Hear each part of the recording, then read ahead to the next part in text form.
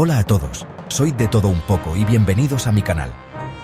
Hoy vamos a explorar los oscuros rincones de la historia para descubrir a los 10 peores asesinos de todos los tiempos. Prepárense, porque lo que van a escuchar no es para los débiles de corazón. Estos individuos, con sus actos de crueldad indescriptible, nos obligan a confrontar la realidad de que el mal existe en nuestro mundo. Sus historias, aunque difíciles de escuchar, son importantes para entender la complejidad de la naturaleza humana. Acompáñenme en este viaje aterrador mientras desenterramos el pasado y revelamos la verdad detrás de estos asesinos despiadados. Londres, 1888. La niebla se cierne sobre las calles adoquinadas de Whitechapel, ocultando en sus sombras a un monstruo, Jack el Destripador, un nombre que susurra terror en la noche. Sus víctimas, mujeres olvidadas, atrapadas en la pobreza y la desesperación. Los asesinatos, brutales y precisos, conmocionaron a la sociedad victoriana. Los cuerpos mutilados, abandonados en callejones oscuros, contaban una historia de violencia inimaginable. La policía, desconcertada, buscaba respuestas mientras el miedo se apoderaba de la ciudad. Cartas, supuestamente escritas por el propio Destripador, se burlaban de las autoridades, alimentando el pánico. Teorías abundaban, pero la identidad del asesino se mantuvo esquiva. Jack el Destripador desapareció en la niebla tan rápidamente como llegó, dejando tras de sí un legado de horror y un misterio sin resolver que aún nos persigue. Ted Bundy, un nombre que evoca escalofríos. Un hombre atractivo, carismático, que utilizaba su encanto para atraer a sus víctimas a la muerte. Detrás de su fachada de normalidad se escondía un depredador despiadado. Las jóvenes estudiantes universitarias, atraídas por su aparente amabilidad, se convertían en presas fáciles. Bundy las secuestraba, las torturaba y las asesinaba con una crueldad que desafiaba la comprensión. Su juicio, transmitido por televisión, conmocionó a la nación. Bundy, representándose a sí mismo, se deleitaba con la atención, convirtiendo el proceso judicial en un espectáculo macabro. A pesar de las abrumadoras pruebas en su contra, Bundy mantuvo su inocencia hasta el final. Fue ejecutado en la silla eléctrica en 1989, dejando tras de sí una estela de dolor y horror. Jeffrey Dahmer. El nombre evoca imágenes perturbadoras. Un apartamento lleno de olores nauseabundos, fotos Polaroid de cuerpos desmembrados, un corazón humano en el congelador. Dahmer atraía a jóvenes, muchos de ellos homosexuales de color, a su apartamento con la promesa de compañía o dinero. Una vez dentro, se convertían en víctimas de sus fantasías retorcidas. Drogas, tortura, canibalismo. Dahmer buscaba crear zombies que no pudieran abandonarlo, preservando sus cuerpos como trofeos grotescos. Su captura en 1991 conmocionó a Milwaukee y al mundo entero. El juicio reveló la verdadera extensión de su depravación, dejando a la sociedad horrorizada y preguntándose cómo pudo suceder algo así. John Wayne Gacy, un hombre de familia, un miembro respetado de la comunidad. Oculto bajo esa fachada de normalidad, un monstruo acechaba. Gacy, conocido por entretener a niños como Pogo el payaso, utilizaba su disfraz para atraer a sus víctimas. Jóvenes, algunos de tan solo 14 años, desaparecían sin dejar rastro. Sus familias, desesperadas, se aferraban a la esperanza de encontrarlos con vida. La terrible verdad yacía bajo la casa de Gacy. Un hedor nauseabundo condujo a la policía a un macabro descubrimiento: los cuerpos de 29 jóvenes enterrados en el sótano de Gacy. Más tarde se descubrieron otros 4 cuerpos en un río cercano. El juicio de Gacy fue un circo mediático. Se declaró inocente por razón de locura, pero el jurado no se dejó engañar. Fue declarado culpable y condenado a muerte. Aileen Wuornos, una mujer marcada por la tragedia y la violencia desde su infancia. Abandonada por sus padres, abusada física y sexualmente, su vida fue una espiral descendente de pobreza y delincuencia.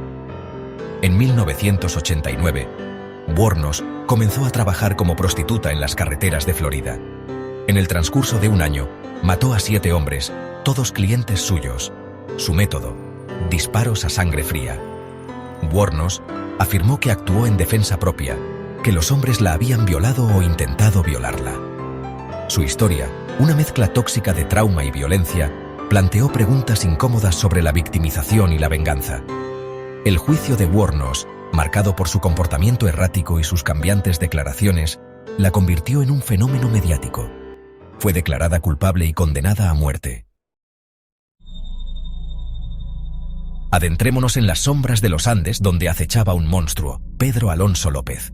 Conocido como el monstruo de los Andes, López aterrorizó a Colombia, Ecuador y Perú en la década de 1970. Sus víctimas, niñas indígenas pobres e indefensas. López las atraía con promesas de comida o dinero, para luego llevarlas a lugares apartados donde las violaba, torturaba y asesinaba. Su método era escalofriante.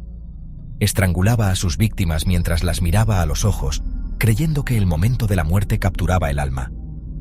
La policía estima que asesinó a más de 300 niñas, aunque él afirma haber matado a más. Capturado en 1980, López confesó sus crímenes con una frialdad escalofriante. Fue declarado culpable y sentenciado a 16 años de prisión, la pena máxima en Ecuador en ese momento. En el corazón de la Unión Soviética, un monstruo acechaba en las sombras, Andrei Chikatilo, el carnicero de Rostov. Durante más de una década, este asesino en serie aterrorizó al país, dejando tras de sí un rastro de sangre y horror. Sus víctimas, mujeres jóvenes, niños y adolescentes, atraídos con promesas de ayuda o compañía. Chikatilo los llevaba a bosques cercanos, donde los torturaba, mutilaba y asesinaba con una brutalidad inimaginable. Sus crímenes, marcados por el sadismo y la violencia sexual, conmocionaron incluso a los investigadores más experimentados. La policía soviética, bajo presión para atrapar al asesino, inició una de las mayores cacerías humanas de la historia. Finalmente, en 1990, Chikatilo fue capturado. Su juicio, un espectáculo público de horror y depravación, reveló la verdadera extensión de sus crímenes. Adentrémonos en la mente de un monstruo, Albert Fish, conocido como el vampiro de Brooklyn o el hombre lobo de Wisteria.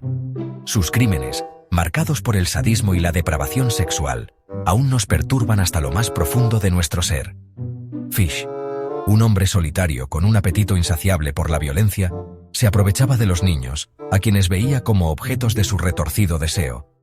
Los secuestraba, los torturaba y los asesinaba, a menudo cometiendo actos de canibalismo. Su método era escalofriante.